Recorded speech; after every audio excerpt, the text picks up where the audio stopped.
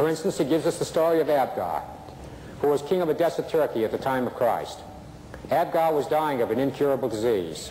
He had heard of Jesus as a healer, so he sent a messenger, a soldier, from Edessa, at that time it was part of Syria, south into Palestine to ask Jesus to come north and heal him. We know that he never left the nation. Supposedly he told the soldier, "Go back and tell your king that I can't come, but I will send a disciple."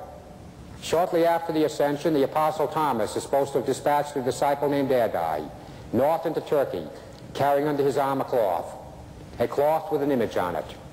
Abgar believed on Jesus. It did not say he believed in the cloth.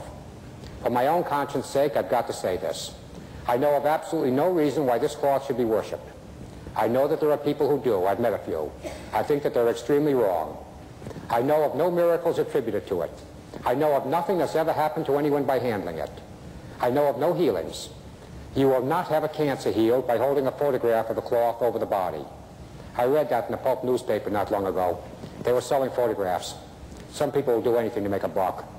But I can talk about lives turned 180 degrees around, and that might be the biggest miracle of them all. But to say that the shroud is that kind of divine, at least personally, I can't buy it.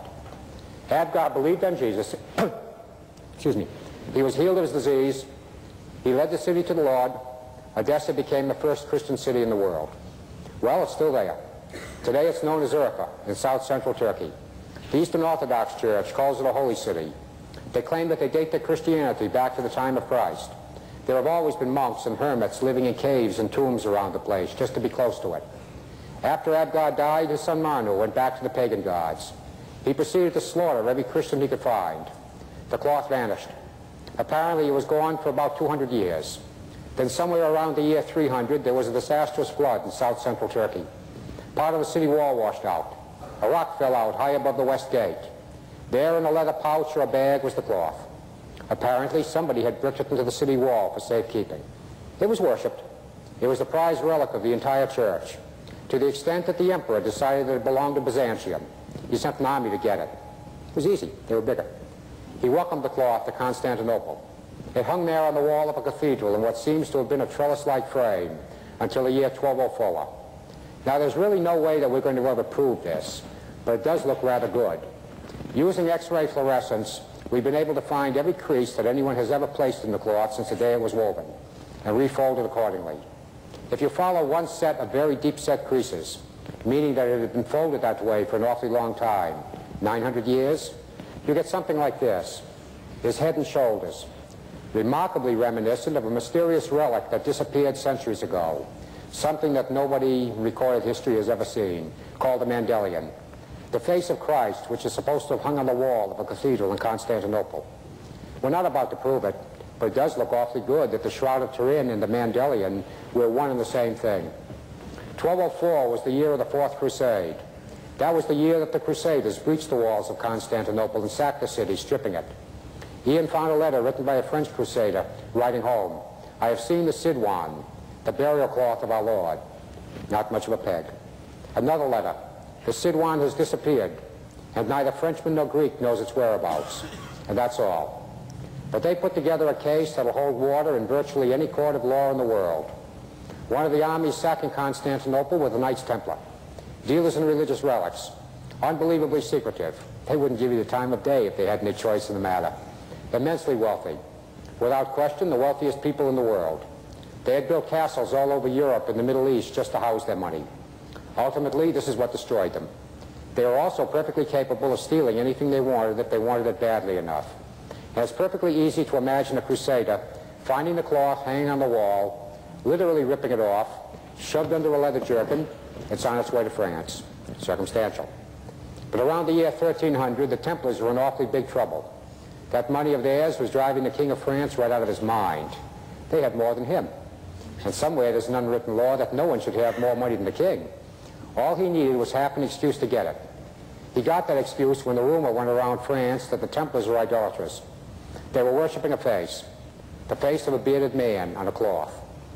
I'm not certain that anyone has ever proven that the king made any real attempt to find it. He didn't want it, he didn't need it, he couldn't have cared less. He had what he wanted. He got the money, not without a good scrap, but he got it. He pulled a pre-dawn raid that would have made Hitler proud of him. rounded up every Grand Master of the Templars. He burned them all alive at the stake for idolatry. Every man died protesting his innocence at least to idolatry, but he died. The last one to go up in the flames was a man named Geoffrey de Charnay, the first Earl of Chambray. Within a very few years after he died in the flames, the second Earl, also Geoffrey, placed the Shroud of Turin on public display. Since then, Roman Catholic record-keeping is phenomenal. They can almost tell you the name of every individual who's even looked at this cloth for almost 700 years, proving beyond the point of argument, whatever this is, however that image came to be imprinted on it, it very definitely happened before 1352. Not too long ago, while renovating a castle in England, a place in Somerset called Templecombe, the home of the Knights Templar in England, found a board with his face on it, dating back to Templar days. They had it. However they may have gotten it, the Knights Templar had it. At the same time that John and Ian had been doing their thing in England, and they weren't alone. In Zurich, until he died about a year ago, was a botanist by the name of Max Fry. Possibly half of us here tonight are old enough to remember the name. It was on the front page of every newspaper in the world a while back. Max headed up the commission of criminologists that investigated Dag Hammarskjöld's death.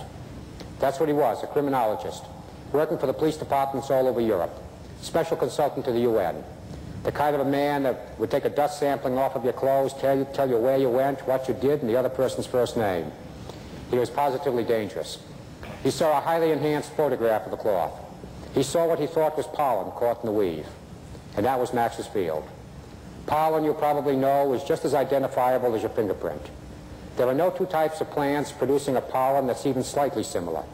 If you find pollen, you know what kind of a plant it came from. If you know where that plant grows, you know where the object has been. It's that simple. We've got pollen caught in the weave of every item of clothing we have on tonight that's been exposed to the open air. It's microscopic, but you're not going to get it out by washing it or dry cleaning it. It's there. If you're smart, you keep it away from people like Max. They might tell you too much about yourself. It's almost a literal miracle that in '72 he asked for and he got permission to take a dust sampling off the cloth. He identified some 28 types of pollen in that first sample. It was no tremendous surprise to anybody that the first one he definitely tied down was a type of beech growing exclusively in northern and central Europe. Big deal. The cloth turned up in France. He found pollen from plants that grow nowhere in the world but Italy. It's been in Torino since the 1400s. He found 8 types of pollen from plants that grow nowhere in the world but southern and central Turkey, in the area around Constantinople, proving that France is not where the cloth originated. And maybe, just maybe, Eusebius wasn't the bull artist they've been calling him for so many centuries. It could very well be that he knew exactly what he was writing about back in the year 300. Then Max turned up 9 types of pollen that couldn't be identified in any textbook on botany, and he was supposed to have owned them all. He said it's not unusual that there are a large number of unimportant, unclassified plants. He called it an educated guess. I can't copy the German accent. You go to where maybe the cloth was. A quick flight to Israel, a walking tour of Judea with his glass, and Max found what he wanted. I'm quoting him. Desert plants that grow nowhere in the world but southern Israel, in the area around Jerusalem and the Dead Sea. In my professional opinion, at some time in its history, this cloth has been exposed to the open air in Italy, France, southern or central Turkey, and southern Israel, in the area around Jerusalem and the Dead Sea. Since then, several more samplings, a lot more pollen. They fill in the gaps, they tie it all together a lot tighter. But then, sitting with his microscope in his living room in Zurich, he did what never crossed anybody's mind. It was strictly a bonus, a gift. Max had taken the cloth backward in time 1,000 years. He had found fossilized pollen from plants that had been known to be extinct since the early centuries. Again, showing rather conclusively that the cloth has got to be at least a full 1,000 years older than its own recorded history.